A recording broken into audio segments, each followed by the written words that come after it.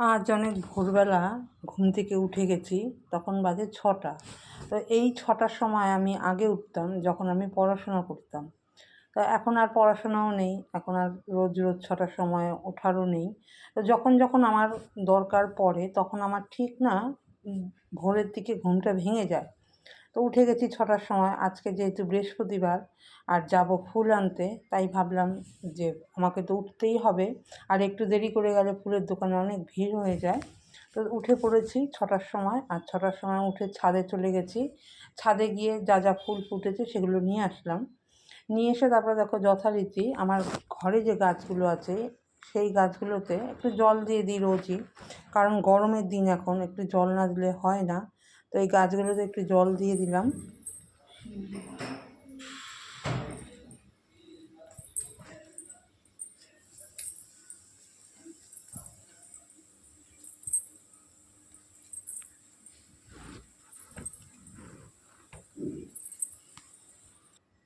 তারপরে এই জায়গাটা তোমাদের সাথে একটু শেয়ার করলাম, আমি সাউন্ডটা অফ করিনি। তো এই জায়গাটা দেখলে আমি সিঁড়িটা একটা একটা করে ধাপ স্টেপ নামছি।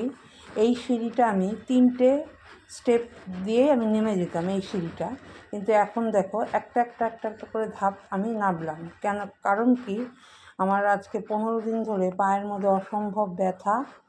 তবে এই ব্যথা নিয়েই তো সব কিছু করছি। আর দেখো এখানে আমি যাচ্ছি ফুল আনতে, একটা একটা একটা একটা করে স্টেপ বাই স্টেপ আমি যাচ্ছি, হাঁটা চলা একদমই করতে পারছি না, টোটো অটোই ভরসা। তো যাই হোক, আসার সময়ও টোটো করে আসলাম। এসে দেখলাম যে সকাল বাজে 7টা, তাই দেখো ফুলের দোকানে কত লাইন পড়ে গেছে। আমি এর জন্যই একটু সকালবেলা উঠে চলে আসি, আর আমি আগের দিনই ফুল আনতে আসি, কিন্তু সারাদিন কাজ করার পরে তারপরে সন্ধ্যেবেলা আবার এই পা নিয়ে আবার আসবো, সেটার আমি ভরসা পাচ্ছি না। তাই আমি কি করলাম, বৃহস্পতিবার সকালবেলায় চলে আসলাম। আর দেখো আমি ঘরে থাকি একদম একা, হাজব্যান্ড থাকে না, আর সমস্তটাই আমাকে করতে হয়। যদি আমি একদম গ্রাউন্ড ফ্লোরে থাকতাম তাহলে কিন্তু কোনো ব্যাপার ছিল না, যেহেতু 3তলায় থাকি অতগুলো স্টেপ সিঁড়ি পার করে আমাকে নামতে হয়। আর তারপরে দেখো দোকান হাট বাজার সব কিছুই তো আমাকে করতে হয়। ওই যে যেটা বললাম, একার ঘরে যে কি কষ্ট সেটা আমি এখন বুঝতে পারি, যে যারা একা একা থাকে একা একা তাদের সমস্ত কিছু করতে হয়। আর এখানে হাজব্যান্ড থাকে না, তাই পুরোটাই আমাকে করতে হয়। ইচ্ছে করে না তবুও করতে হয়, নাহলে না করলে কি করে চলবে, আমিই বা খাবো কি। আর এখানে দেখো ফেরার পথে একটু সবজি নিয়ে বসেছিল, সকাল 7টা বাজে, একদম টাটকা সবজি। আমি যার থেকে সবজি আনি সে নিয়ে বসেছে, আর সে আমাকে দেখে বলছে, বৌদি তোমার পায়ে কি হয়েছে, তুমি এরকমভাবে হাঁটছো? তো আমি বললাম এই এই ব্যাপার, দেখো 15 দিন ধরে আমি পায়ে এরকম ভুগছি ব্যথায়, তো ডাক্তার দেখাবো। কোনো প্রাথমিকভাবে হোমিওপ্যাথি ওষুধ খাচ্ছি। তো যাই হোক, ব্যথা হোক যাই হোক, পুরোটা কাজটাই আমাকে একা একা করতে হয়। আর এই সিঁড়ি ওঠানামা করতে আমার আরও জান বেরিয়ে যায়। ওই যে তোমাদেরকে দেখালাম যে আমি একটা একটা করে স্টেপ বাই স্টেপ আমি নামছি, যেই সিঁড়িটা আমি 3টে ধাপে আমি নেমে যাই। তো ওইটাই বিপাকে পড়লে মানুষকে একটু অসুবিধার মধ্যে পড়তে হয়।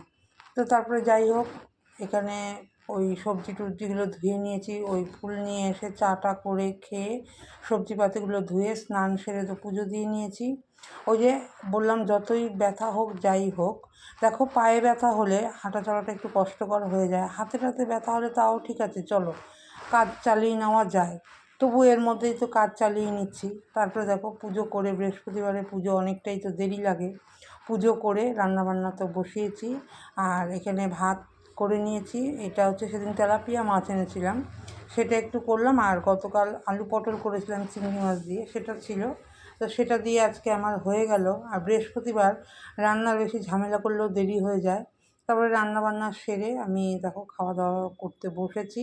এখানে সব রেডি করে নিয়েছি, যে বললাম আমাকে অনেকেই বলে একা রান্না করি একাই খাই, কী করব বলো, একার ঘরে যখন থাকি তো একা রান্না করে একা তো আমাকে খেতেই হবে। আর দিনের পর দিন আলু সেদ্ধ ভাত খেয়ে তো কাটানো যায় না, তাই না? একটা সুস্থ স্বাভাবিক মানুষ তো আলু সেদ্ধ ভাত খেয়ে কাটাতে পারবে না। একা থাকতে গেলে সব কিছু করতে হবে, বাজার হাট দোকানপাট, যতই শরীর খারাপ হোক যাই হোক। যাই হোক, লোকের কথায় আমি অত কান দেই না। আমি জানি আমি একা থাকি, হাজব্যান্ড যখন থাকে তখনকার ব্যাপার আলাদা। আমি একা থাকি, আমার যাই হোক না কেন আমাকে একা একাই করতে হবে, আর সেদ্ধ ভাত খেয়ে আমি কাটাতে পারবো না, অসম্ভব ব্যাপার। তো যাই হোক, এখানে হলো খাওয়া দাওয়া হলো। খাওয়া দাওয়ার পরে আবার দেখো বিকেল 5টার সময় আমি আমার এই গাছগুলোতে জল দিতে ছাদে আসি। কারণ কি, এত রোদ, এই রোদের মধ্যে একটা দিন যদি গাছে জল দেওয়া না হয়, গাছ পুরো শুকিয়ে যায়, মাটি শুকিয়ে যায়, আর নিজেরই তখন খুব খারাপ লাগে।